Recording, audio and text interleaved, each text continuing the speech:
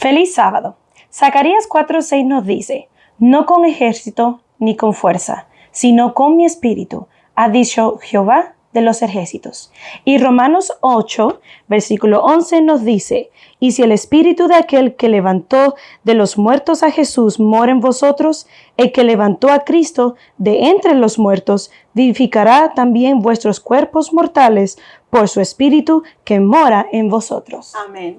Con estas palabras de ánimo y seguridad, les damos la bienvenida hoy a todos ustedes a un nuevo encuentro de Sola Escritura, donde el estudio de hoy será presentado por el hermano Frederick Altimira. Que el Señor les bendiga.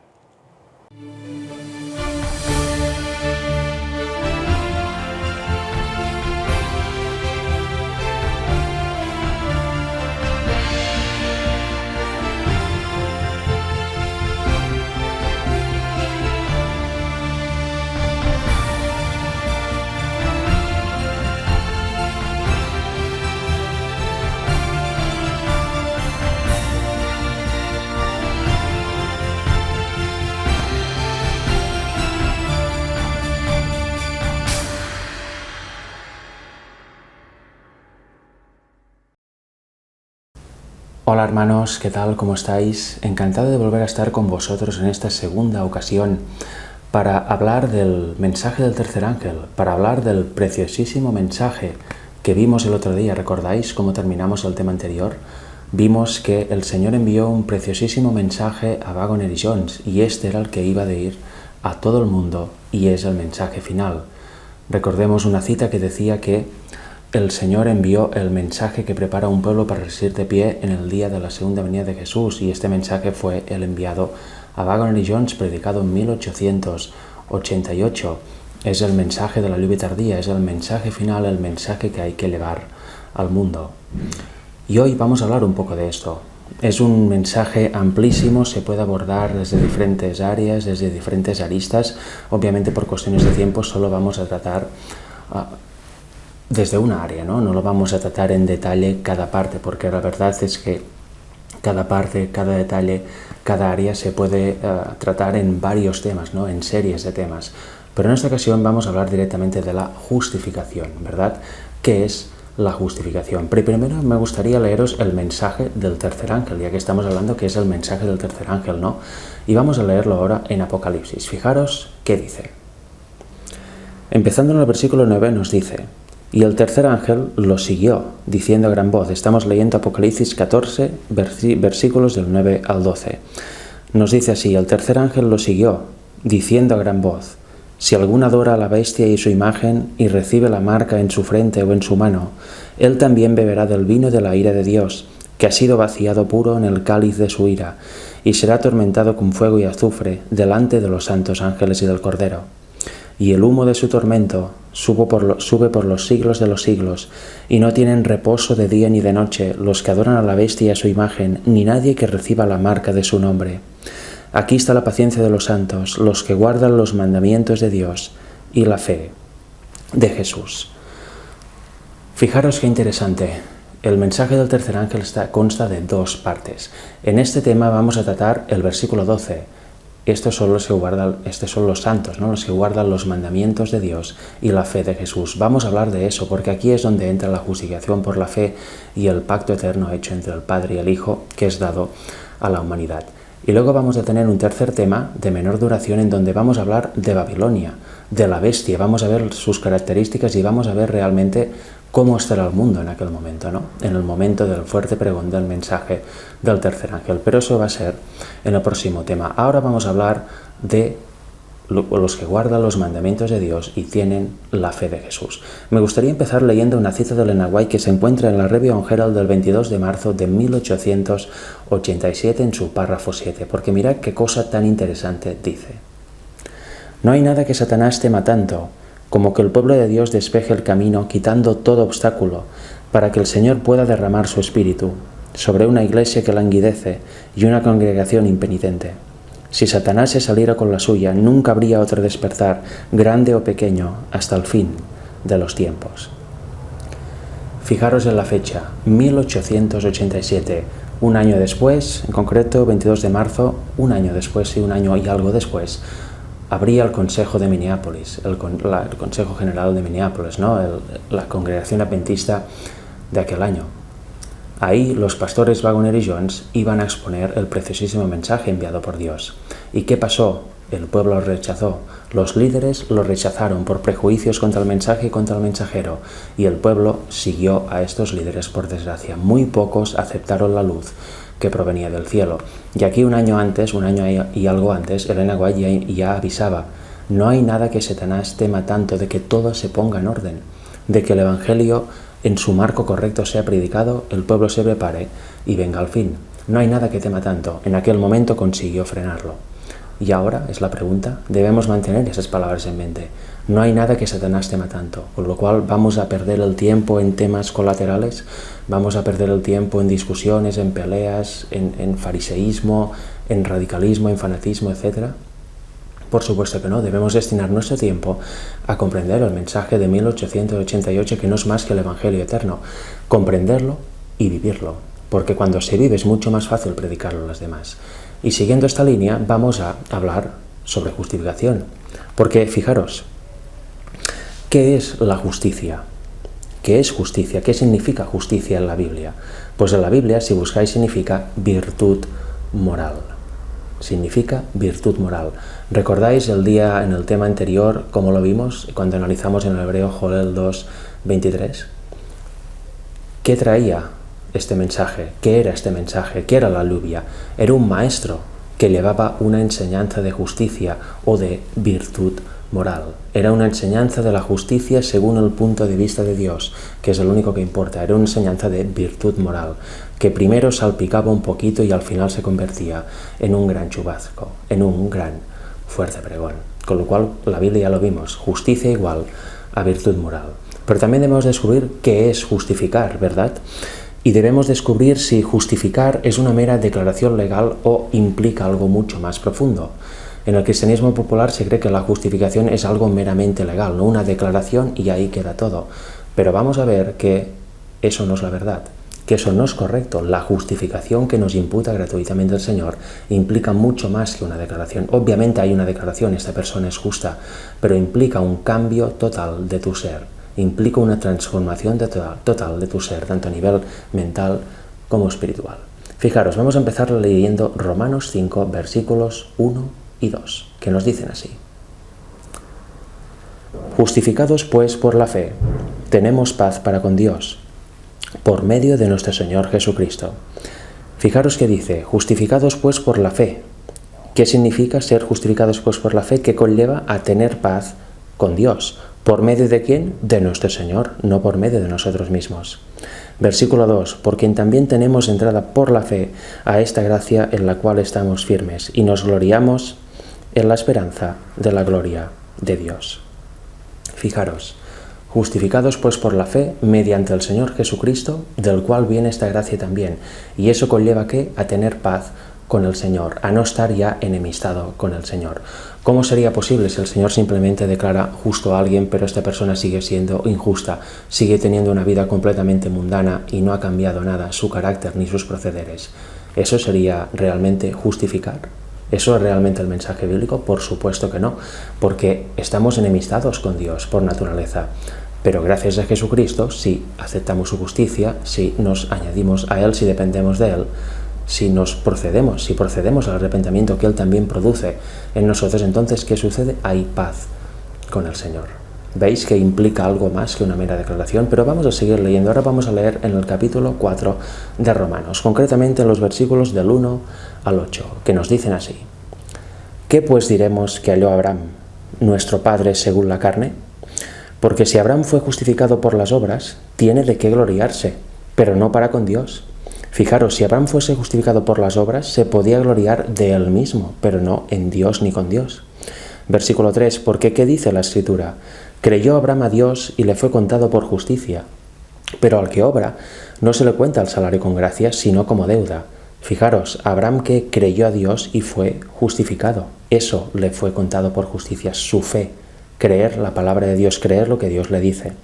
Versículos 5 y 6. Mas al que no obra, sino cree en aquel que justifica al impío, su fe le es contada por justicia. Aquí vemos el que no obra propiamente, sino el que cree, esta fe, esta creencia en el que justifica el impío en el Señor. Esto le es contado por justicia. Como dice el versículo 6, como también David habla de la bienaventuranza del hombre a quien Dios atribuye justicia sin obras, diciendo, bienaventurados aquellos cuyas iniquidades son perdonadas y cuyos pecados son cubiertos. Bienaventurado el varón a quien el Señor no inculpa de pecado. Fijaros, Dios obra sin obras propias. Nosotros no tenemos ninguna obra propia que hacer para poder agradar a Dios o para poder justificarnos o para poder ser salvos. Es Él quien obra en nosotros. ¿Somos salvos por obras? Sí, pero las obras que Dios hace en nosotros. Por tanto, ¿por qué somos salvos realmente? Somos salvos por la fe, por esta fe en que Dios hará sus obras en nosotros. Eso es realmente estar justificados, no obras propias. Y eso lo iremos viendo a lo largo de ese tema con más versículos bíblicos. Ahora vamos a seguir y vamos a leer Efesios 2, versículos del 8 al 10, el cual va en la misma línea que estamos leyendo en Romanos 4. Nos dice así, porque por gracia habéis sido salvos por medio de la fe, y esto no proviene de vosotros, pues es don de Dios, no a base de obras, para que nadie se gloríe, porque somos hechura suya, creados en Cristo Jesús, para buenas obras, las cuales Dios preparó de antemano, para que anduviésemos en ellas. Aquí nos dice que somos creados en Cristo Jesús para buenas obras, y nos habla que la salvación no consiste en obras propias, para que no nos gloriemos, sino diríamos, mirad qué he hecho yo, cuánto he hecho para que el Señor me perdone. No, nosotros no podemos hacer nada para que el Señor nos perdone. No tenemos esta capacidad. En cambio, si nos entregamos al Señor, tenemos su fe, aceptamos su justicia, esta nos justifica gratuitamente, como vamos a ver dentro de unos minutos. Y ya lo vemos. ¿De qué somos partícipes cuando aceptamos su justicia, cuando participamos de esta bendición que nos otorga? De las obras que Dios ya preparó de antemano, de las obras que Dios hace en nosotros. Fijaros, vamos a leer ahora una cita que para mí es básica para comprender el tema de la justificación por la fe. Está en Testimonios para los Ministros, página 456. Mira qué nos dice el Espíritu de Profecía cuando define justificación por la fe. Nos dice así, nadie sino Dios puede subyugar el orgullo del corazón humano. No podemos salvarnos a nosotros mismos. No podemos regenerarnos a nosotros mismos.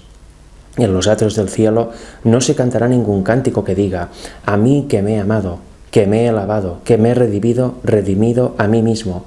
A mí sea tributada la gloria, la honra, la bendición y la alabanza. Sin embargo, esta es la nota tónica del cántico que muchos entonan aquí, en este mundo. No saben lo que significa ser manso y humilde de corazón, y no se proponen saberlo si pueden evitarlo. Todo el Evangelio consiste en que aprendamos de Cristo su humildad y su mansedumbre. Es muy importante aprender eso, porque si participamos de las obras propias o del orgullo, de la autoestima, ¿no? Yo me regeneraré a mí mismo, yo haré esto, yo haré aquello, nunca vamos a participar de la justicia de Dios, ni vamos a participar del Evangelio. Y fijaros que dice el siguiente párrafo, porque aquí está la clave. Es la mejor definición de justificación que he leído yo, por lo menos. Fijaros, dice así, ¿qué es la justificación por la fe? Es la obra de Dios que abate en el polvo la gloria del hombre y hace por el hombre lo que éste no puede hacer por sí mismo. Más claro imposible, ¿verdad?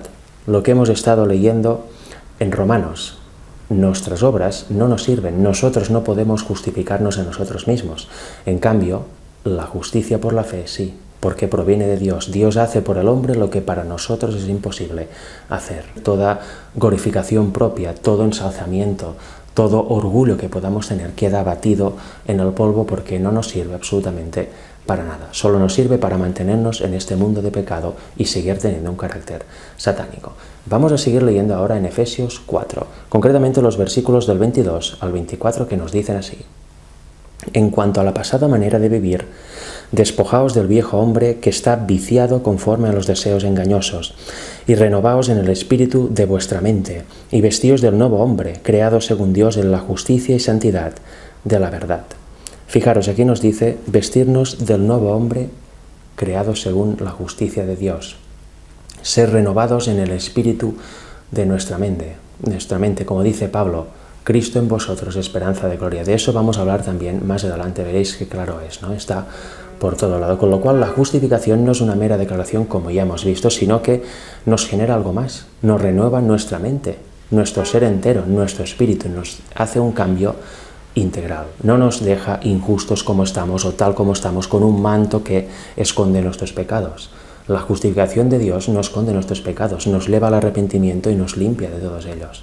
Qué diferencia, ¿verdad?, entre creer en una justificación legal, que es una mera declaración, o una justificación integral. Ahora vamos a seguir leyendo un poquito más, porque en Mensajes Selectos tomo 1, página 461, párrafo 2, nos dice eso también, que nos va a acabar de sellar, ¿no?, esta idea que tenemos de la justificación como no algo meramente legal, no algo meramente declarativo. Nos dice así: somos pecadores por nosotros mismos, pero somos justos en Cristo, habiéndonos hecho justos por medio de la justicia imputada de Cristo. Dios nos declara justos y nos trata como tales. Nos contempla como sus hijos amados. Cristo obra contra el poder del pecado, y donde abundó el pecado, sobreabundó la gracia. Aquí lo dice claramente: Dios nos declara justos y aparte nos trata como tales. Porque, fijaros, no sé si lo habéis pensado alguna vez, pero en la creación, cuando Dios dice sea la luz es inmediatamente, tarda unos días o se mantiene todo oscuro incluso. Cuando el Señor dice sepárase las aguas de arriba y de abajo, cuando el Señor crea las plantas, etcétera, etcétera, etcétera, es inmediatamente cuando el Señor lo dice, o tarda un tiempo, o simplemente no aparece, no se cumple la palabra. Como vemos en Génesis, todo lo que el Señor dice se cumple al instante. Esta palabra creadora del Señor es instantánea. Lo que dice es al instante. Y esta palabra creadora es la que actúa también en nosotros. Con lo cual, lo que dice David: crea, oh Dios, en mí un corazón recto de mí. Eso es una correcta comprensión de la justificación. Porque no dice: Señor, tápame con un manto para que no se vea mi desnudez y pueda seguir pecando, pero con apariencia de justicia. No, no, no. Dice: crea un corazón recto dentro de mí, renueva mi espíritu, renueva mi mente, mi corazón por completo, crea uno completamente distinto. El mío no vale, sustitúyelo por otro. Y eso es lo que hace el Señor con nuestra mente, quiere sustituir nuestra mente por la mente de Cristo. Lo vamos a ver después también. Ahora sigamos leyendo en Mensajes Selectos, tomo 1. Nos dice así: a los que le piden, Jesús les imparte el Espíritu Santo. Pues es necesario que cada creyente sea liberado de la corrupción, así como de la maldición y condenación de la ley. Mediante la obra del Espíritu Santo, la santificación de la verdad, el creyente llega a ser idóneo para los atrios del cielo, pues Cristo actúa dentro de él y la justicia de Cristo está sobre él. Sin esto ningún alma tendrá derecho al cielo. Fijaros que dice: la obra del Espíritu Santo es absolutamente básica. El creyente llega a ser idóneo para los atrios del cielo gracias a esta obra. ¿Por qué? ¿Qué dice? Cristo actúa dentro de él y la justicia está sobre él. Sin esto, dice, ningún alma tendrá derecho al cielo. ¿Veis qué importante? Sigue diciendo: no disfrutaríamos del cielo a menos que estuviéramos calificados para su santa atmósfera por la influencia del Espíritu y de la justicia de Cristo. ¿Veis qué interesante? ¿Veis cómo se relaciona también con la famosa cita del deseado de todas las gentes, página 625, donde nos dice que la tercera persona de la divinidad, el Espíritu de Cristo, dice unas líneas más abajo, lo identifica así, es quien nos ayuda a vencer el pecado tanto en su tendencia como en su acción? Nos ayuda a vencer las tendencias heredadas y cultivadas. ¿Veis cómo la función del Espíritu de Cristo es absolutamente vital? Cristo en nosotros, esperanza de gloria, es la acción vital para que podamos realmente ser justificados y aptos para el cielo. Sin esta obra, la mera justificación del Señor no sería suficiente, porque ya lo vimos, la justificación, recibir la justicia de Cristo, lleva como fruto guardar todos los mandamientos de Dios de corazón. Sin la obra del Espíritu eso no sería posible y estaríamos hablando de una justificación simplemente legal, lo cual la Biblia no la apoya. Tenemos la justicia de Cristo que nos da gratuitamente, como hemos visto, y luego la acción de su Espíritu para hacernos idóneos para el cielo, lo que se conoce como justicia imputada y justicia impartida. Sigamos leyendo un poquito más. En el Camino a Cristo, página 62 en adelante, nos dice lo siguiente: para Adán era posible antes de la caída desarrollar un carácter justo por medio de la obediencia a la ley de Dios, pero falló en hacerlo, y por causa de su pecado tenemos una naturaleza pecaminosa y no podemos hacernos justos a nosotros mismos. Eso es muy importante y lo vamos a ver después también cuando leamos Romanos 7. Vamos a ver lo que es nuestro día a día, ¿no? Y también vamos a ver la solución del Señor, por supuesto. Aquí dice: Era posible desarrollar un carácter justo antes de la caída, porque no tenía esta naturaleza pecaminosa con las tendencias naturales al mal que tenemos todos los descendientes de Adán, sino que tenía una naturaleza pura, con todo equilibrado, con lo cual ahí sí que era posible por uno mismo ser justo, ¿no? Guardar la ley de corazón, porque estaba en plena comunión con el Padre. Pero a la que pecamos, ¿qué sucede? La naturaleza cambió. Nacemos con una naturaleza caída, una naturaleza pecaminosa con tendencias inherentes al mal, las cuales no son pecado, pero si las hacemos caso y las albergamos en nuestra mente, ahí es cuando se origina el pecado y da luz una acción pecaminosa. Ahí está el problema. Y también, como veremos después, es imposible para nosotros resistir las tentaciones sin la ayuda de Cristo, sin el poder de Dios en nosotros. Estamos condenados a ceder y a ceder porque ya no hay poder moral en nosotros para resistir.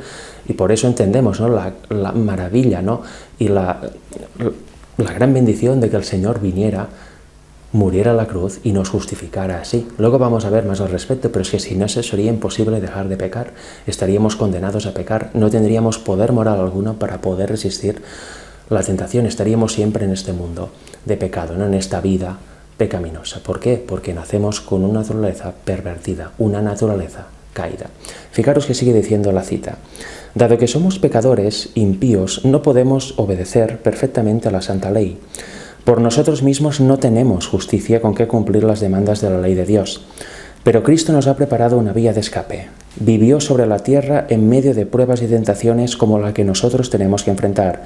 Vivió una vida sin pecado. Murió por nosotros y ahora ofrece quitarnos nuestros pecados y darnos su justicia. Si te entregas a Él y lo aceptas como tu Salvador, entonces, por pecaminosa que haya sido tu vida, serás contado entre los justos por consideración a Él.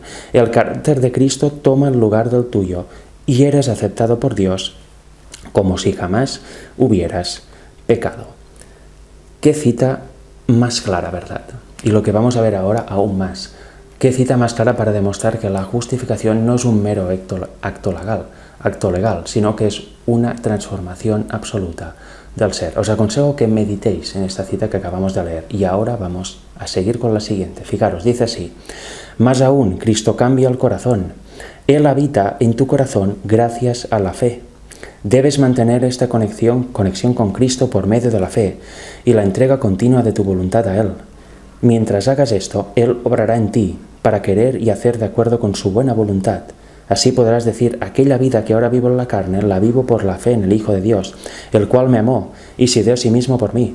Así dijo Jesús a sus discípulos: no sois vosotros quien habláis, sino el Espíritu de vuestro Padre, que habla en vosotros. De modo que si Cristo obra en ti, manifestarás el mismo Espíritu y harás las mismas obras de justicia, de obediencia. Es aquel texto que dice: Dios obrará en ti su querer y su hacer.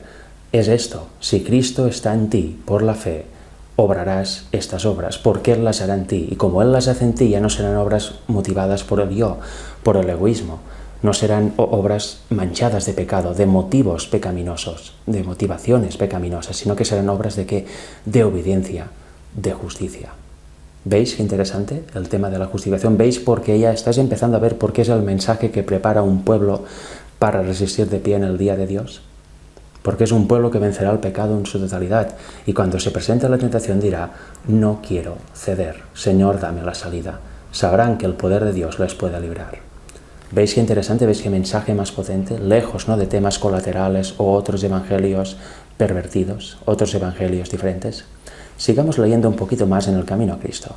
Vamos a leer ahora la página 63, párrafo 1. Es una cortacita, pero realmente muy interesante, que es continuación de las dos que acabamos de leer. Nos dice así: así pues, no hay nada en nosotros mismos de qué jactarnos. No tenemos motivo para ensalzarnos. El único fundamento de nuestra esperanza está en la justicia de Cristo imputada a nosotros y la producida por su Espíritu obrando en nosotros y a través de nosotros. Fijaros, dice aquí: el único fundamento de nuestra esperanza está en la justicia de Cristo imputada, esta justicia que nos da gratuitamente gracias a su sacrificio. Pero ¿qué más? Luego está Cristo en vosotros, esperanza de gloria, que dice: la producida, la justicia impartida, producida por su Espíritu, obrando en nosotros y a través de nosotros para llegar a los demás. Eso es justificación por la fe, una justificación que transforma tu ser. Esta es la justicia que obra. Esta es la justicia por la fe que presenta la Biblia. Cuando aceptamos el regalo que Dios nos da, el don de la fe que Dios nos da, ¿en qué se convierte? En frutos de justicia, en frutos de obediencia, en guardar la ley de corazón, en guardar la ley tal y como se debe guardar, como Cristo hizo aquí en la tierra. ¿Veis qué diferente de guardar una ley por y si pasa aquello o temor a las consecuencias o simplemente como una obra propia? ¿Veis qué diferencia enfocarlo de una manera u otra? Una es la manera bíblica y otra es la del hombre, ¿no? La del Evangelio de las obras, el cual no tiene ningún fundamento bíblico. Pero vamos a avanzar un poquito más con el tema. Fijaros, vamos a leer ahora Romanos 7 del 15 al 20 en adelante porque vamos a ver esta realidad, ¿no?, del hombre que no tiene ningún poder para justificarse a sí mismo, para justificarse ante Dios. Fijaros qué dice, y vamos a leer con atención, porque luego vamos a leer parte de Romanos 8 y ahí vamos a ver la solución. Fijaros, dice así, Romanos 7, versículos del 15 al 20. Dice, porque lo que hago no lo entiendo, pues no hago lo que quiero, sino lo que aborrezco, eso hago. Y si lo que no quiero, esto hago, apruebo que la ley es buena, de manera que ya no soy yo quien hace aquello, sino el pecado que mora en mí. Y yo sé que en mí, esto es, en mi carne, no mora el bien, porque al querer el bien está en mí, pero no el hacerlo. Porque no hago el bien que quiero, sino el mal que no quiero, eso hago. Y si hago lo que no quiero, ya no lo hago yo, sino el pecado que mora en mí. Aquí nos está hablando de las tendencias naturales al mal que tenemos en nuestra carne. Nosotros podemos saber lo que es bueno, pero vemos que no tenemos el poder para hacerlo, sino que caemos y caemos una y otra vez en pecado, en las tentaciones. No tenemos poder en nosotros mismos para resistir las tentaciones que hay en nuestra carne. Y siempre, ¿qué pasa? Suben a nuestra mente y acaba dando luz al pecado. Esa es nuestra realidad y creo que todos, bueno, seguro, todos la hemos vivido o la estamos viviendo. ¿Por qué? Porque muchas veces no conocemos la solución o la conocemos de forma teórica, con lo cual es lo mismo que no conocerla, ¿no? Si no se transforma en una experiencia viva en nuestra vida. Fijaros, dice más, versículos del 21 al 25. Así que queriendo yo hacer el bien, hallo esta ley, que el mal está en mí, porque según el hombre interior me deleito en la ley de Dios. Pero veo otra ley en mis miembros, que se rebela contra la ley de mi mente, y que me lleva cautivo a la ley del pecado que está en mis miembros. Miserable de mí, ¿quién me librará de este cuerpo de muerte? Gracias doy a Dios por Jesucristo Señor nuestro. Así que yo mismo con la mente sirvo a la ley de Dios, mas con la carne a la ley del pecado. Y Romanos 8, versículos del 1 al 8 nos dicen, ahora pues ninguna condenación hay para los que están en Cristo Jesús, los que no andan conforme a la carne, sino conforme al Espíritu. Porque la ley del Espíritu de vida en Cristo Jesús me ha librado de la ley del pecado y de la muerte. Porque lo que era imposible para la ley, por cuanto era débil por la carne, Dios, enviando a su Hijo en semejanza de carne de pecado y a causa del pecado, condenó al pecado en la carne. Porque la justicia de la ley se cumpliese en nosotros, que no andamos conforme a la carne, sino conforme al Espíritu. Porque los que son de la carne piensan en las cosas de la carne, pero los que son del Espíritu en las cosas del Espíritu. Fijaros, vamos a hacer un alto aquí. Aquí que nos dice, los que piensan en las cosas de la carne, en que los que son de la carne piensan obviamente en las cosas de la carne, pero los que son del Espíritu en las cosas del Espíritu. Si os fijáis, no hay unión entre unos y otros. O se está en la carne o se está en el Espíritu. No hay mezcla posible, ¿no? La luz no se mezcla con las tinieblas. Y antes hemos visto que Dios envió a su Hijo en semejanza de carne de pecado. Vamos a hablar después brevemente de la naturaleza humana de Jesús, qué tipo de carne tomó, porque eso es básico para entender el Evangelio. Pero sigamos leyendo ahora versículos 6, 7 y 8. Porque el ocuparse de la carne es muerte, pero el ocuparse del Espíritu es vida y paz, por cuanto los designios de la carne son enemistad contra Dios, porque no se sujetan a la ley de Dios, ni tampoco pueden. Y los que viven según la carne no pueden agradar a Dios. Fijaros, ¿qué dice al final? Los designios de la carne, estas tendencias que tenemos en nuestra carne, no son enemistad contra Dios. En su naturaleza está la enemistad contra Dios, con lo cual no es que estén enemistadas con Dios y por tanto pueda haber una especie de trato, una especie de solución, sino que son en su esencia, en su naturaleza, estas, como dice aquí, designios de la carne, son enemistad contra Dios. No hay posible reconciliación. Si están ellas, no está el Espíritu. Si no están ellas, está el Espíritu. Si están ellas, se vive conforme a la carne. Si no están, se vive conforme al Espíritu. No hay otra manera, no hay un término medio, no hay un equilibrio, no hay un gris, no hay ninguna mezcla. Fijaros, porque no se sujetan a la ley de Dios, Pero no es porque no quieren, es porque no pueden. No quieren y no pueden. Es imposible que estas tendencias se sujeten a la ley de Dios. Si no obra el Espíritu de Cristo en nosotros, son imposibles de resistir. Porque recordemos, como nos dice 1 Corintios 15 del 45 en adelante, del 50 en adelante, cuando venga Cristo por segunda vez va a transformar nuestro cuerpo, nuestra carne. Eso va a ser así hasta el fin, nos lo va a transformar en aquel momento, o sea que vamos a ser tentados constantemente y vamos a vivir toda la vida con este cuerpo pecaminoso. Pero el carácter lo debemos transformar en esta tierra. El carácter es lo único que nos llevamos al cielo y eso es lo que nos da la obra del Espíritu de Cristo en nosotros, un carácter perfecto a semejanza del de Cristo, un carácter puro, como el que tuvo Él. ¿Veis qué interesante el Evangelio? ¿Veis por qué un pueblo así es capaz de resistir la gran tribulación y ver a Cristo venir en las nubes estando vivo? El pecado no los va a consumir, el fuego de Cristo no los va a consumir. ¿Por qué? Porque se habrán arrepentido de todos los pecados cometidos y estarán justificados por el Señor, pero aparte ya no cometerán más nuevos, no cederán más a la tentación, por el poder de Cristo resistirán, estarán limpios. Por eso podrán ver a Cristo venir en las nubes estando vivos aquí en la tierra, sin sufrir las consecuencias de la condenación, como sí sufrirán los impíos que estén vivos cuando venga Cristo. Ya lo dice el texto: rocas caed sobre mí, hay desesperación absoluta en ellos, mas gloria y esperanza y felicidad en los salvos. Vamos a seguir leyendo un poquito más. Ahora vamos a leer los versículos del 9 al 14 del mismo capítulo 8 de Romanos, los cuales nos dicen así: mas vosotros no vivís según la carne, sino según el Espíritu, si es que el Espíritu de Dios mora en vosotros. Ya lo vemos, si el Espíritu de Dios no mora en nosotros, no vivimos según el Espíritu, es imposible. Y si alguno no tiene el Espíritu de Cristo, no es de él. Pero si Cristo está en vosotros, el cuerpo en verdad está muerto a causa del pecado, mas el Espíritu vive a causa de la justicia. Y si el Espíritu de aquel que levantó de los muertos a Jesús mora en vosotros, el que levantó de los muertos a Cristo Jesús vivificará también vuestros cuerpos mortales por su Espíritu que mora en vosotros. Así que, hermanos, deudores somos, no a la carne, para que vivamos conforme a la carne. Porque si vivís conforme a la carne, moriréis, mas si por el Espíritu hacéis morir las obras de la carne, viviréis, porque todos los que son guiados por el Espíritu de Dios, estos son hijos de Dios. Fijaros, ¿quiénes son hijos de Dios? Los que están guiados por el Espíritu de Dios. Es algo obvio, ¿verdad? Pero que a veces se nos olvida. Al final caemos en la trampa de decir todos somos hijos de Dios, ¿no? Como dice el Papa de Roma. Pero no, solo los que tienen el Espíritu de Dios son guiados por Dios y son hijos de Dios. Y también nos dice, por el Espíritu que se hacen morir las obras de la carne y ya no se cede más a la tentación.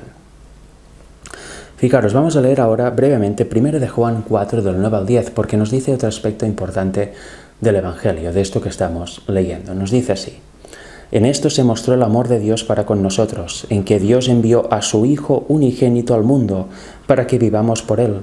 En eso consiste el amor, no en que nosotros hayamos amado a Dios, sino en que Él nos amó a nosotros y envió a su Hijo en propiciación por nuestros pecados. Fijaros, ¿dónde se muestra el amor? Primero, nosotros no podemos amar a Dios por nosotros mismos. Nosotros podemos amarlo porque Él nos amó primero. ¿Y cómo demostró ese amor? Envió a su Hijo unigénito para que tomara la humanidad sobre su naturaleza divina. Tomó sobre sí nuestra humanidad, nuestra carne. En eso se mostró el amor de Dios. ¿Veis que claro? ¿Envió a quién? ¿A un amigo? ¿A un compañero? No, envió a su Hijo. Y este Hijo fue el que se engendró en el vientre de María y gracias a María tomó la humanidad sobre sí. Nunca dejó su naturaleza divina, pero ya no la usó más mientras estuvo aquí en la tierra. Veló su divinidad con la humanidad. Ya era hijo de Dios y también hijo del hombre. Tenía dos naturalezas. Su naturaleza original, la naturaleza divina que obtuvo del Padre, y la naturaleza humana que le viene dada por su madre humana, María. Pero veis, ¿no? ¿En qué se manifiesta el amor? En que envió a su Hijo unigénito al mundo. Eso también lo dice el propio Juan en Juan 3:16, ¿no? Un versículo que todo el mundo se conoce de memoria, pero que a veces está mal entendido, ¿verdad? Fijaros otra vez el tema de las obras propias. Nos amó a nosotros y gracias a esto lo podemos amar. Es imposible que hagamos nosotros el primer paso con esta naturaleza caída. Por nosotros mismos no podemos ir a Dios, no nos sale arrepentirnos, no nos sale realmente vencer el pecado. Estamos sujetos a este cuerpo. pero Él obra arrepentimiento en nosotros también, y si lo aceptamos, luego nos podemos arrepentir de corazón y luego podemos vivir esta vida guiada por el Espíritu de Dios, en la cual ya vamos venciendo tentación tras tentación, así hasta que morimos. ¿Por qué? El proceso de santificación dura toda la vida por una razón, porque las victorias han de ser diarias. No vale hoy vencer el pecado y mañana no. Cada día hemos de resistir toda tentación que se nos presente, y eso solo podemos hacer mediante el poder de Dios en nosotros, mediante el Espíritu de Cristo. No por nosotros mismos podemos vencer nada, sino por el poder de Dios en nosotros. Lo voy repitiendo porque eso es absolutamente básico y claro. Fijaros, ahora vamos a leer también en 1 de Juan 4, versículos del 13 al 15, porque nos sigue indagando en eso. Dice: en esto conocemos que permanecemos en Él, y Él en nosotros, en que nos ha dado ¿qué? De su Espíritu. Nos ha dado de su Espíritu. Por eso Él está en nosotros y nosotros podemos permanecer en Él. Y nosotros hemos visto y testificamos que el Padre ha enviado al Hijo, el Salvador del mundo. Todo aquel que confiese que Jesús es el Hijo de Dios, Dios permanece en Él y Él en Dios. ¿Veis qué interesante? Muchas veces la gente dice, no, pues ya creo que es el Hijo de Dios, ¿no? Pero desde que nació aquí en la tierra. En cambio niega que ya fuera Hijo de Dios antes de venir a la tierra, en su preexistencia. Eso es un error. Eso es un error que también deberíais estudiar. En mi canal tengo un tema que se titula El Hijo de Dios y otros temas en que trato más brevemente esta doctrina. Os recomiendo que la veáis en FA Ministries porque ahí salen textos y citas donde dejan bastante claro que Cristo ya era hijo antes de encarnarse. No solo fue hijo a partir de que se encarnó aquí en la tierra y salió del vientre de María, sino que ya era hijo de Dios antes. Veréis qué interesante porque hay ciertas citas que algunas personas desconocen y que dan una calidad meridiana al tema. Y si queréis leer por vuestra cuenta también, podéis leer Patriarcas y Profetas, capítulo 1, y ahí os va a quedar clarísimo el tema. Pero ahora vamos a seguir leyendo porque hemos visto que la justificación no es meramente un acto legal, ¿no? Sino que es una restauración integral del ser. Pero ¿cómo somos justificados? Ya lo hemos visto un poco, pero ahora vamos a verlo un poquito más específicamente. Vamos a empezar leyendo Lucas 18, versículos del 9 al 14, porque ahí vemos un ejemplo claro, cuando Jesús estaba aquí, un ejemplo claro que dio Jesús a sus apóstoles. El ejemplo del publicano y del fariseo. Fijaros, nos dice así: a unos que confiaban en sí mismos como justos y menospreciaban a los otros, dijo también esta parábola. 2 hombres subieron al templo a orar. Uno era fariseo y el otro publicano. El fariseo, puesto en pie, oraba consigo mismo de esta manera: Dios, te doy gracias porque no soy como los otros hombres, ladrones, injustos, adúlteros, ni aun como este publicano. Ayuno 2 veces a la semana, doy diezmos de todo lo que gano. Aquí vemos, ¿no?, la suficiencia propia. Yo no soy. ¿Por qué no soy? Porque yo hago esto. Ayuno 2 veces a la semana, doy diezmos, obras propias. Esto es el evangelio de las obras propias, el evangelio que no justifica para nada a una persona. Pero vamos a leer qué dice ahora el publicano, el que teóricamente no conoce mucho de Dios, porque el fariseo era maestro de la ley. Y fijad qué estado estaba. ¿En qué estado estaba? ¿Estaban en un estado de justicia verdadera? ¿Había comprendido la virtud moral como la entiende Dios? No. Él tenía un evangelio de obras. Y yo soy esto, por mí he hecho esto, hago esto, con lo cual tú, Señor, me miras con agrado, ¿verdad? Qué engañados. Y qué engañados estamos aún ahora si creemos eso, ¿no? Pero fijaros, vamos a ver qué dice el publicano. Dice: mas el publicano, estando lejos, no quería ni aún alzar los ojos al cielo, sino que se golpeaba el pecho diciendo: Dios, sé propicio a mí, pecador.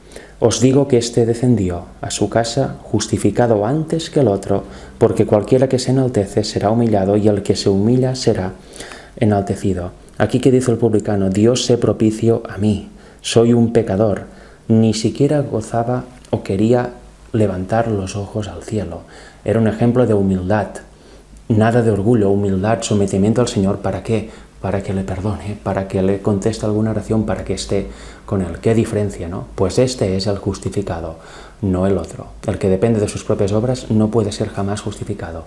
El que se humilla, sí. El que tiene total dependencia de Dios y sabe que en él no hay nada bueno y que por él no puede hacer nada, este es justificado. Este aceptará la justicia que nos da Cristo gratuitamente por su sacrificio y su victoria en la cruz.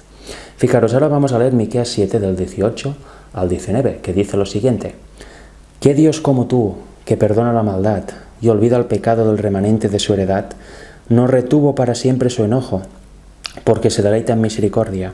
Él volverá a tener misericordia de nosotros. sepultará nuestras iniquidades y echará a lo profundo del mar todos nuestros pecados. ¿Qué tiene el Señor? Misericordia. Así somos justificados por la misericordia del Señor. Pero es que ahora vamos a leer algo aún más interesante y más claro en Romanos 3, del 24 al 26. Aquí dice algo que ya he repetido algunas veces en ese tema, pero ahora vamos a leer directamente de la Biblia. Nos dice así, Romanos 3, del 24 al 26. Dice, siendo justificados gratuitamente por su gracia, mediante la redención que es en Cristo Jesús. ¿Cómo somos justificados? Gratuitamente, por la misericordia del Señor. No es necesario, de hecho es imposible, que cualquier obra nuestra propia pueda justificarnos. Y sigue diciendo, a quien Dios puso como propiciación por medio de la fe en su sangre, para manifestar su justicia. Fijaros que manifiesta a través de Cristo su justicia, la justicia del Señor, no la nuestra. A causa de haber pasado por alto en su paciencia los pecados pasados, con la mira de manifestar en este tiempo su justicia, a fin de que Él sea justo y el que justifica al que es de la fe de Jesús.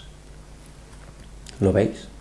Manifestar que la justicia de Dios, de eso funciona, de eso va el mensaje final, como lo vimos también el otro día. Una enseñanza de virtud moral, de justicia según Dios.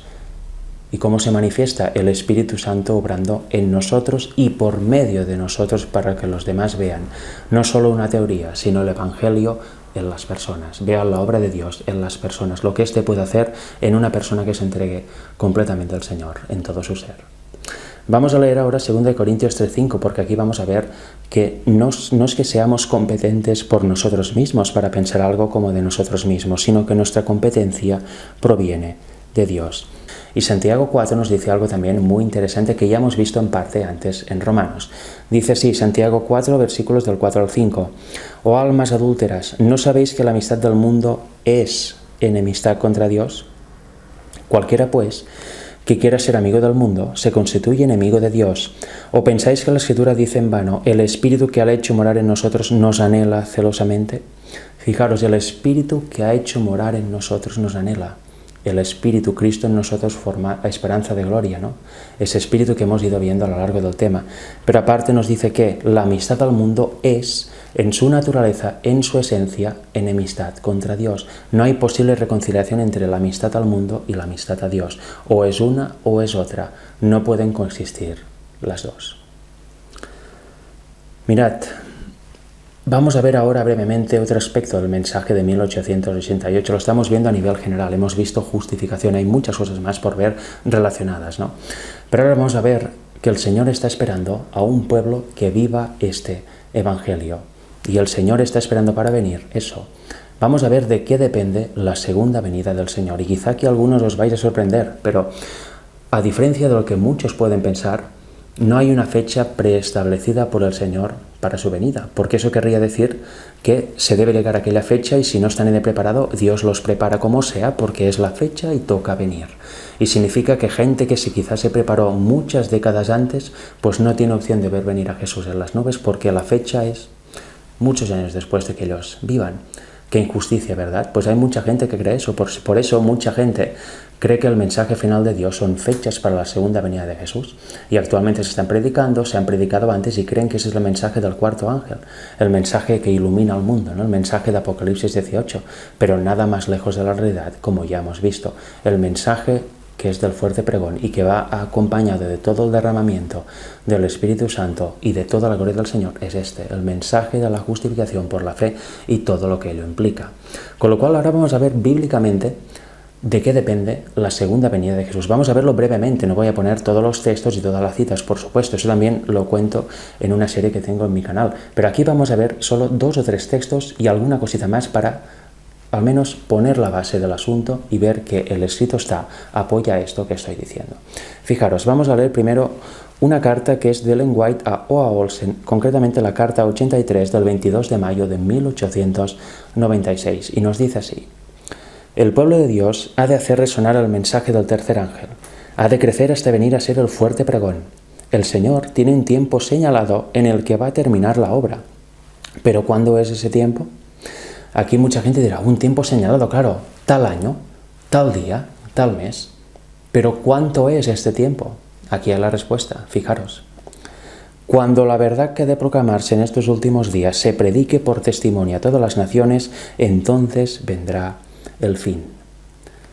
Cuando el Evangelio de 1868, el mensaje del tercer ángel en verdad, se predica a todo el mundo, entonces viene el fin. ¿Qué quiere decir esto que viene al fin? Porque eso está citando Mateo 24:14. Y será predicado el Evangelio del Reino a todo el mundo y entonces vendrá el fin. ¿Qué fin? Se cerrará la gracia. Se cerrará la gracia y ahí empezarán las plagas y a la séptima viene Jesús.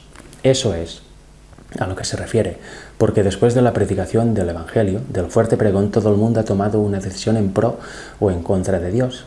Con lo cual ahí el Señor puede salir del santuario, puede expiar al santuario, limpiar al santuario, porque cada uno ha tomado ya una decisión en pro o en contra de Dios. No hay más pecado que expiar. Sale y se viste como rey para venir. Este es el fin. Después de la predicación se cierra la gracia, luego las plagas y viene Cristo. Sigamos leyendo. Si el poder de Satanás puede irrumpir en el templo mismo de Dios y manejar las cosas a su voluntad, el tiempo de preparación se prolongará. Aquí está el secreto de los movimientos hechos para oponerse a los hombres Jones y Waggoner, a quienes Dios ha enviado con un mensaje de bendición para su pueblo. Estos hombres han sido objeto del odio. Se ha despreciado a los hombres y al mensaje de Dios tan ciertamente como el propio Cristo fue odiado y despreciado en su primera venida. Hombres en puestos de responsabilidad han manifestado los mismos atributos que Satanás. Satanás entró en el templo de Dios. La dirigencia rechazó el mensaje y a los mensajeros en 1888 y el pueblo desgraciadamente siguió. Ahora va a pasar lo mismo. ¿Se va a levantar otra vez el pueblo contra los mensajeros que predican este mensaje? ¿Vamos a volver a frenar la obra? Espero que no. Depende de cada uno. No hemos de esperar que uno acepte el mensaje y nosotros luego también. Es obra de cada uno. Nosotros debemos apresurar esta segunda venida de Jesús. No debemos dar lugar al diablo, porque es lo que pasó con estos pastores. Y se rechazó la luz, se rechazó el mensaje de la lluvia tardía. ¿Se va a volver a rechazar? ¿Veis que toca arrepentimiento absoluto y volver a las raíces antiguas? Así, temas colaterales o nuevas luces puestas en el lugar del verdadero mensaje ya no tendrán más lugar.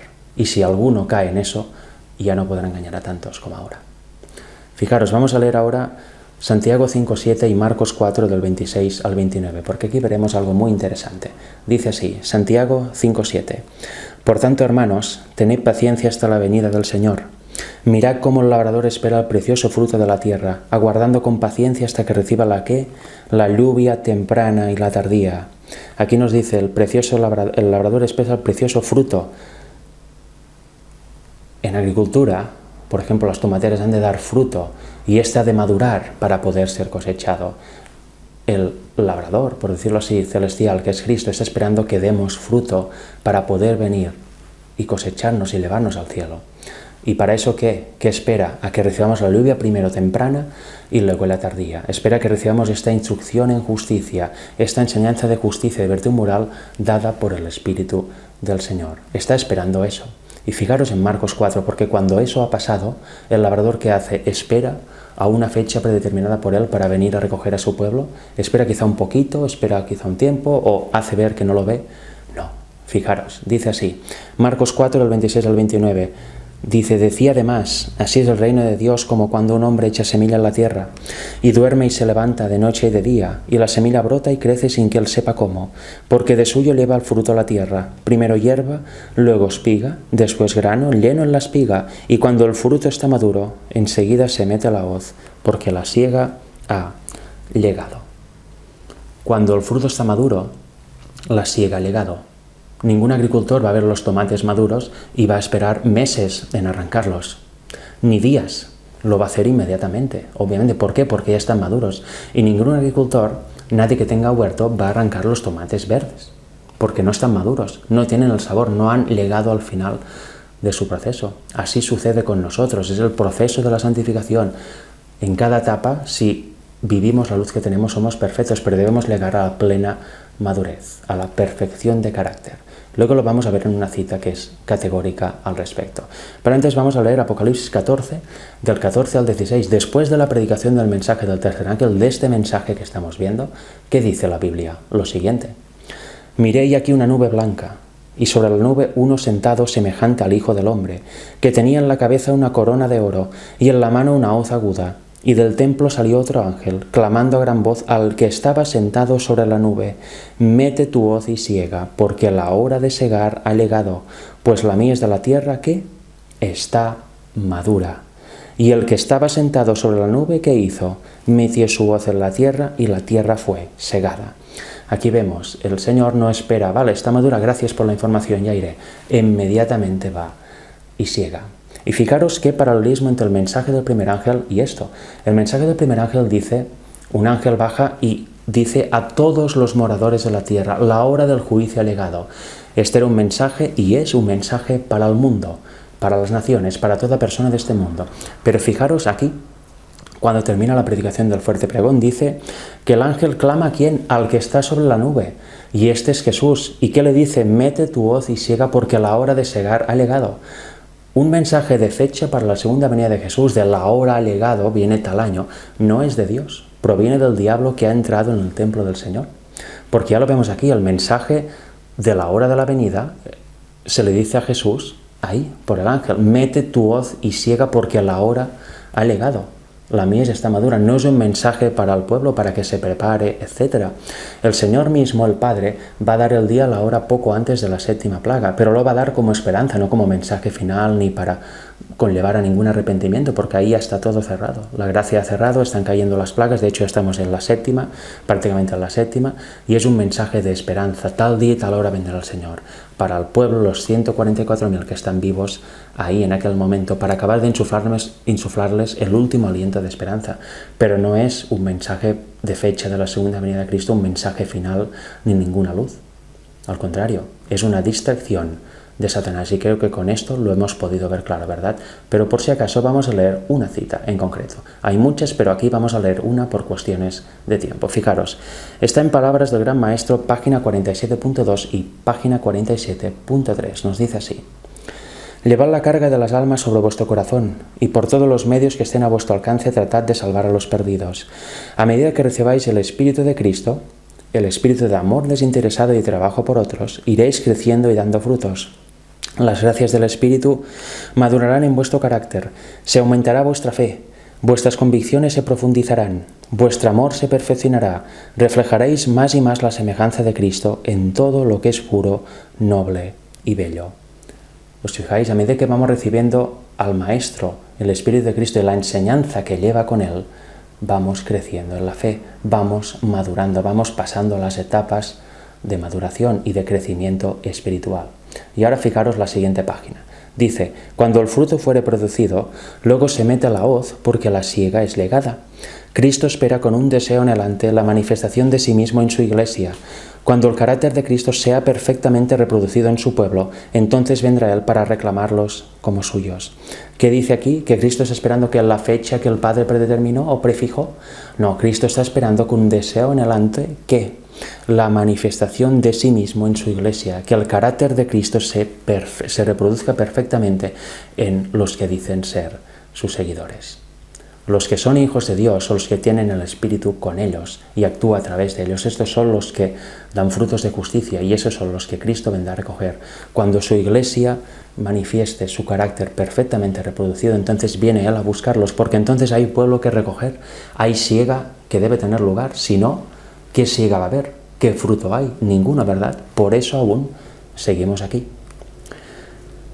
Fijaros, hemos visto este apartado también. Ahora vamos a ver el último apartado del tema. ¿Cómo es que eso es posible? La justificación que hemos visto es posible. Hay un hecho, un solo hecho que lo hace posible. Sin ese hecho sería imposible esta justificación que hemos visto. Y vamos a hablar ahora brevemente de la naturaleza humana de Jesús. ¿Qué tipo de carne tomó? ¿Qué naturaleza humana adoptó Jesús cuando vino aquí en la tierra? Tengo una serie en mi canal y tengo luego temas sueltos en los que abordo el tema empezando en distintos textos. Y hay distintas citas que también ahí muestro en profundidad. Ahora vamos a hacer solo un pequeñísimo recopilatorio solo para tener una base. Por ejemplo, la serie que tengo empiezo a desarrollar el tema a partir de Gálatas 4:4. En otro tema que tengo suelto empiezo a partir de Gálatas 5:20 al 22, etc. Y hoy vamos a empezar desde otro ángulo. Fijaros, vamos a leer Romanos 1, versículos del 1 al 4. Nos dice así: Pablo, siervo de Jesucristo, llamado a ser apóstol, apartado para el Evangelio de Dios, que él había prometido antes por sus profetas en las Santas Escrituras, acerca de su Hijo, nuestro Señor Jesucristo, que era del linaje de David, según la carne, que fue declarado Hijo de Dios con poder según el Espíritu de Santidad, por la resurrección de entre los muertos. Aquí nos dice, del linaje de David, según la carne. ¿Qué carne tuvo David? Obviamente nuestra carne, nuestra naturaleza caída, con todo su pasivo, ¿verdad? Es la única carne que conoce este mundo y que necesita un redentor. Adán antes de pecar no necesitaba ningún redentor, pero desde que pecó sí. ¿Y qué carne tenía Adán? Tenía nuestra carne, la carne caída con tendencias naturales al mal, con las tendencias inherentes al mal dentro de ella. Lo hemos leído también en Romanos 7, ¿verdad? Y vamos a analizar lo que significa en el griego esta palabra carne, porque veréis que es mucho más profundo de lo que uno puede pensar. ¿Qué significa carne? Es la palabra sarx y es esta. Strong G4561 dice, probablemente de la base de G4563, carne. La carne de un animal o por extensión el cuerpo, como opuesto al alma o espíritu, o como símbolo de lo que es externo, o como el medio del parentesco, o por implicación naturaleza humana, con sus debilidades físicas y morales y pasiones, o específicamente un ser humano como tal. Con lo cual, que sea del linaje según la carne, que implica que tuvo nuestra misma carne, con todo su pasivo, con las pasiones, con las tendencias inherentes al mal también. Estas no son pecado, nacemos así, nada podemos hacer, y son extirpadas cuando viene Cristo por segunda vez. Pero estas tendencias son las que hemos visto que son subyugadas por el poder del Espíritu de Cristo. Y esas tendencias, cuando se mantienen aquí en la carne, están ahí.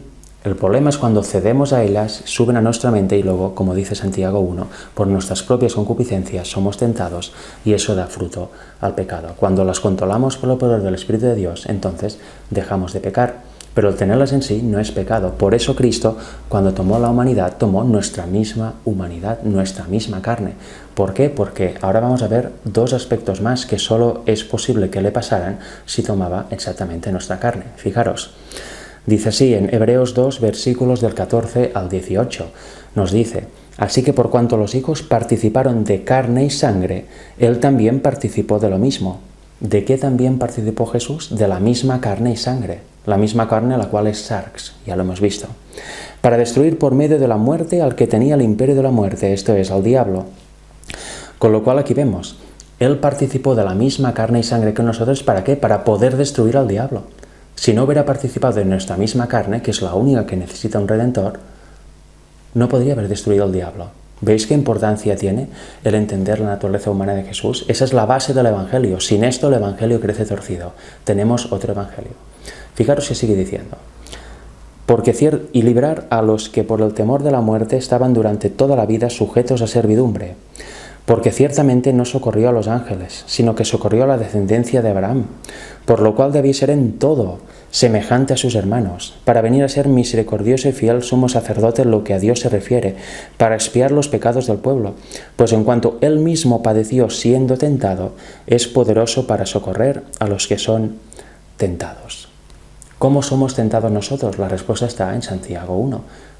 A través de nuestra propia concupiscencia, nuestras tendencias nos tientan y nos quieren hacer ceder y pecar. Fijaros qué maravillosa cita, Mensajes Selectos, tomo 1, página 290, párrafo 1. Dice, Cristo no tomó la naturaleza humana en forma aparente, la tomó de verdad. En realidad poseyó la naturaleza humana, por cuanto los hijos participaron de carne y sangre, él también participó de lo mismo. Hebreos 2.14 es lo que acabamos de leer. Aquí nos dice el Espíritu de Profecía que Cristo no tomó una naturaleza aparente, no tomó aparentemente la naturaleza humana, sino que la tomó de verdad. Se hizo nosotros, Emmanuel, Dios con nosotros. Tomó nuestra naturaleza de verdad, la poseyó, veló su divinidad con nuestra naturaleza, nuestra carne, no de forma aparente. Fijaros que otro texto, Hebreos 4.15. Dice, porque no tenemos un sumo sacerdote que no pueda compadecerse de nuestras debilidades, sino uno que fue tentado en todo según nuestra semejanza, pero sin pecado. Cristo fue tentado en todo, como nosotros, no de otra manera, porque Si Él tuvo que no resistir una tentación que nosotros sí nos asedia, entonces en esta tentación no tendríamos Salvador. Estaríamos cediendo siempre a Él, no tendríamos escapatoria posible. No habría poder que nos pudiera salvar de eso. Por lo tanto, fue tentado en absolutamente todo y venció. ¿Por qué? Porque fue tentado en todo, pero sin pecado. ¿Qué quiere decir? Que nunca cedió a la tentación, ni siquiera en pensamiento, como vamos a ver en un momento en otra cita. Él jamás pecó, por eso puede ser nuestro sustituto. De hecho, por eso es nuestro sustituto y su justicia nos hace libres. Fijaros, leemos ahora otro texto, 2 Corintios 5, versículos del 17 al 21. Dice: de modo que si alguno está en Cristo, nueva criatura es. Las cosas viejas pasaron, he aquí todas son hechas nuevas. Una vez más, si estamos en Cristo, somos nuevos. No somos el otro modificado o el otro con un manto arriba que tapa lo que en realidad somos. Somos nuevas criaturas.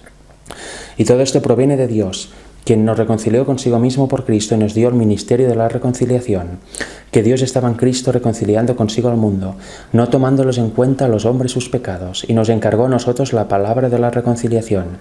Así que somos embajadores en nombre de Cristo, como si Dios rogase por medio de nosotros. Os rogamos en nombre de Cristo, reconciliaos con Dios.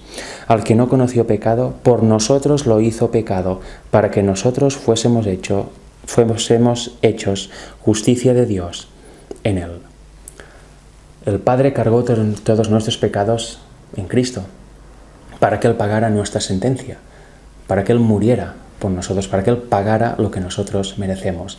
Y a cambio, Él tomó nuestra naturaleza y fue nosotros. Y a cambio Él nos da la suya, ser participantes de la naturaleza divina por medio de su Espíritu, como dice Pedro. ¿Para qué? Para que seamos hechos justicia de Dios en Él. Él nos hace justos. Él tomó nuestra naturaleza y se hizo culpable. Se hizo, no es que lo fuera, sino que se hizo culpable porque le fueron cargados todos los pecados de nosotros en Él. No por Él, sino de nosotros en Él. Cuidado con esto. Y a cambio, ¿qué? Él nos da su naturaleza divina, nos hace partícipes de su naturaleza divina por medio de su Espíritu para que seamos justos, para que Él pueda hacer sus obras en nosotros y dejamos de hacer obras pecaminosas. ¿Veis qué intercambio tan tremendo? Fijaros, 1 de Juan 4, versículos del 1 al 3, nos dice así: amados, no creáis a todo espíritu, sino probad los espíritus si son de Dios, porque muchos falsos profetas han salido por el mundo. En esto conoced el Espíritu de Dios. Todo espíritu que confiesa que Jesucristo ha venido en carne es de Dios, y todo espíritu que no confiesa que Jesucristo ha venido en carne no es de Dios, y este es el espíritu del anticristo, el cual vosotros habéis oído que viene y que ahora ya está en el mundo. Y Juan lo vuelve a repetir en su segunda carta. A veces hay gente que se puede enfadar, ¿no?, si le muestras este texto, gente que no cree que Jesús tuvo nuestra misma naturaleza, sino que tuvo o una naturaleza prelapsaria, como Adán antes de pecar, o una mezcla de la caída con la no caída, ¿verdad? Sin tendencias al mal, solo con cosas menores, ¿no?, como el cansancio, el sueño, etc. Qué gran error, ¿verdad? Yo antes creía eso, pero una vez estudié, salí del error y realmente la Biblia tomó otro significado para mí. Me permitió comprender el Evangelio y descubrí que yo era anticristo antes, porque no creía que realmente Jesús vino en carne, en nuestra carne. Aquí ese texto no está diciendo que alguien que niega que Jesús no vino nunca aquí a la tierra, que nunca se humanizó, que también, sino que va más allá, y hemos visto que carne es sarx, es esta misma palabra.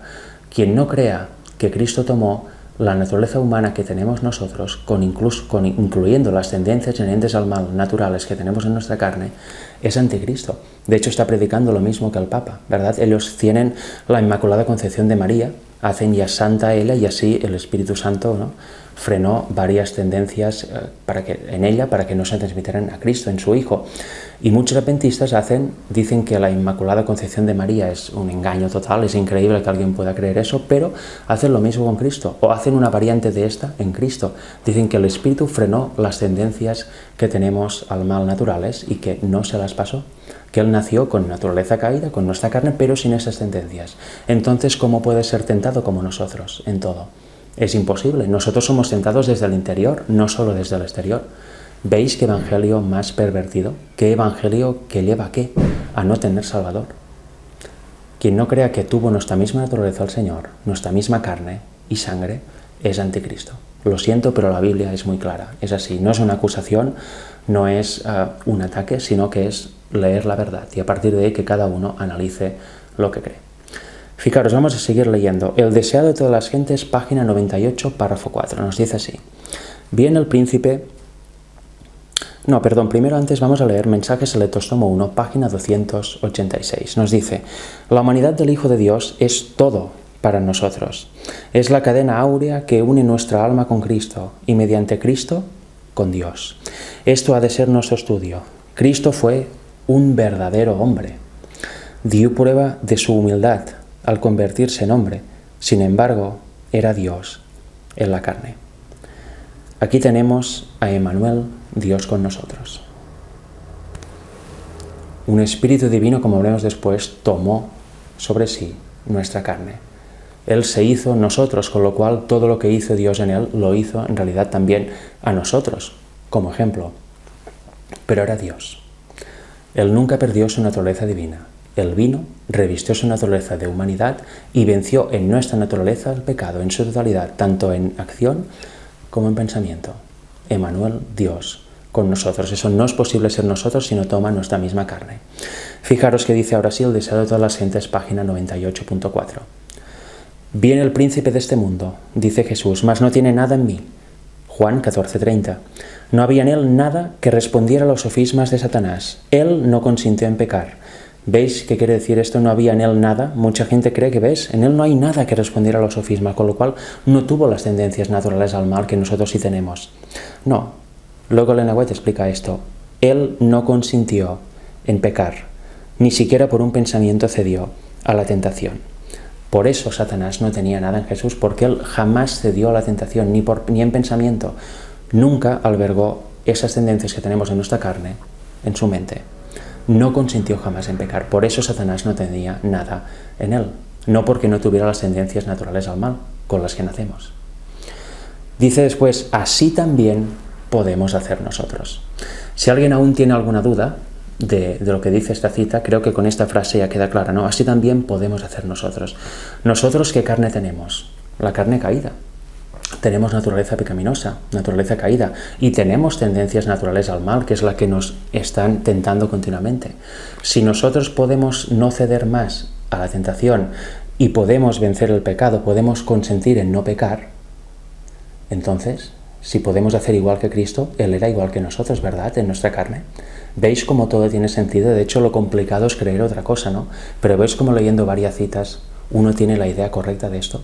Es casi para niños, ¿no? No haría falta ni comentar, pero bueno, va bien comentar a veces, ¿no?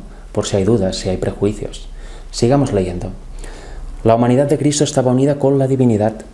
Fue hecho idóneo para el conflicto mediante la permanencia del Espíritu Santo en él. Y él vino para hacernos partícipes de la naturaleza divina. Mientras estemos unidos con él por la fe, el pecado no tendrá dominio sobre nosotros. Dios extiende su mano para alcanzar la mano de nuestra fe y dirigirla a asirse de la divinidad de Cristo, a fin de que nuestro carácter pueda alcanzar la perfección. Qué tremendo, ¿no? ¿Cómo se lega la perfección de carácter? No cediendo más al pecado y estando unidos, por supuesto, a su Espíritu, al Espíritu de Cristo. Fijaros otra cita.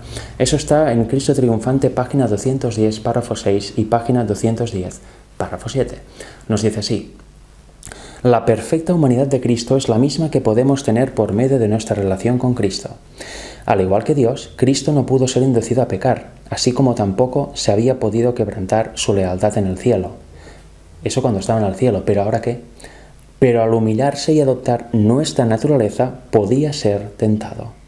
No había tomado la naturaleza de los ángeles, sino la humana, perfectamente idéntica a nuestra propia naturaleza, excepto que en él no había mancha de pecado. Fijaros, una naturaleza perfectamente idéntica a la nuestra, excepto que lo que hemos visto en Hebreos 4:15, él fue tentado en todo, mas sin pecado. Él jamás cedió. Por eso dice que era perfectamente idéntica a nuestra naturaleza, su carne, pero excepto en que no había mancha de pecado. ¿Por qué? Porque él no pecó. Él nunca se contaminó con el pecado. Él siempre resistió por la unión con el Padre a las tentaciones que le sugería su propia carne. ¿Veis cómo se explican las citas? Sigamos un poco más. Dice, la naturaleza divina unida a la humana hacían que fuese capaz de rendirse a las tentaciones de Satanás. Aquí la prueba de Cristo fue más grande que la de Adán y Eva, pues Cristo tomó nuestra naturaleza, caída pero no corrupta. ¿Veis? Caída pero no corrupta. Y aquí mucha gente también dice, ¿veis? Es caída, sí, pero no tiene tendencias al mal, porque si no sería corrupta. ¿De verdad que tener las tendencias que tenemos naturales al mal en nuestra carne, que nos vienen por herencia y por nacimiento, son pecado? No. Eso no nos hace corruptos ni culpables, nos hace corruptos y culpables el ceder a ellas. Y aquí nos lo aclara, volvemos a leer. Tomó nuestra naturaleza caída pero no corrupta, y no habría de corromperse a menos que aceptara las palabras de Satanás en lugar de las palabras de Dios. Él, como nosotros, podía caer a la tentación, pero jamás cayó. ¿Cómo se corrompe? ¿Cómo se hubiera corrompido si hubiera cedido a las palabras del diablo? Si hubiera cedido a las tendencias que tenemos inherentes en nuestra carne. Pero Él jamás lo hizo. Y por eso es Cristo, justicia nuestra. Leamos alguna cita más. En Youth Instructor, 20 de diciembre de 1900, párrafo 7, nos dice así. Piensa en la humillación de Cristo. Asumió la naturaleza humana caída, sufriente, degradada y contaminada por el pecado. Él tomó nuestras penas, soportando nuestro dolor y vergüenza. Soportó todas las tentaciones con las que el hombre está acosado. Unió a la humanidad con la divinidad. Un espíritu divino habitó en un templo de carne. Eso es lo que os decía antes. Un espíritu divino habitó en un templo de carne. Él nunca dejó su divinidad, su naturaleza divina, nunca la usó estando aquí porque venció como hombre en nuestra naturaleza, pero nunca las tendencias que hay en la naturaleza humana pasaron a su mente perfecta, a su naturaleza divina. Nunca se dejó contaminar por el pecado. Un espíritu divino habitó en un templo de carne y nos mostró cómo podemos guardar la ley y cómo podemos dejar de ceder a la tentación. Por eso es Cristo, justicia nuestra. Y hasta aquí el tema de hoy. Un poco largo, hemos tocado varias áreas del mensaje de 1888, varias áreas del mensaje, pero todas son vitales. Ahora cada uno se puede desarrollar y hablar de muchas cosas que no hemos hablado aún. En mi canal hay varios temas al respecto más concretos, ¿verdad? Eso es cosa de cada uno estudiarlo, comprenderlo y sobre todo vivir este mensaje en uno, que la experiencia vital de uno sea esto, no sea el amor al mundo, no sea una vida mundana como la de cualquier persona que no conoce de Cristo. Y hasta aquí es el versículo 14, 12 de Apocalipsis. Estos son los que guardan los mandamientos de Dios, los santos, y tienen la fe de Jesús. Pero vemos que el mensaje del tercer ángel nos habla de una bestia, nos habla de Babilonia, nos habla de una marca, ¿verdad? Nos habla de una situación mundial. En el próximo tema, el tercero y último tema de esta campaña por mi parte, vamos a hablar un poco de esta parte del mensaje del tercer ángel. Vamos a ver acerca de Babilonia y quienes la apoyan. Vamos a ver la situación mundial en aquel momento y en el momento en que estamos viviendo ya ahora. Porque cuando leamos los textos bíblicos veremos que, juntando eso con muchas noticias que están sucediendo actualmente, etcétera, muchas cosas que están sucediendo en el mundo, no ahora, sino desde hace años, estamos viendo cómo la profecía se va cumpliendo, cómo lo escrito va tomando forma. Con lo cual eso lo haremos en el siguiente tema, será más corto que el de ahora, pero así cerraremos este apartado del mensaje del tercer ángel. Que Dios os bendiga. Firmes y adelante, hermanos. Pablo nos anima en 2 Corintios capítulo 12, versículo 10, diciendo: por lo cual me gozo en las debilidades, en afrentas, en necesidades, en persecuciones, en angustias, por amor a Cristo, porque cuando soy débil, entonces soy poderoso. Que la paz de Dios sea con ustedes y que podamos gozar de su amor y misericordia. Hasta nuestro próximo encuentro. Maranata.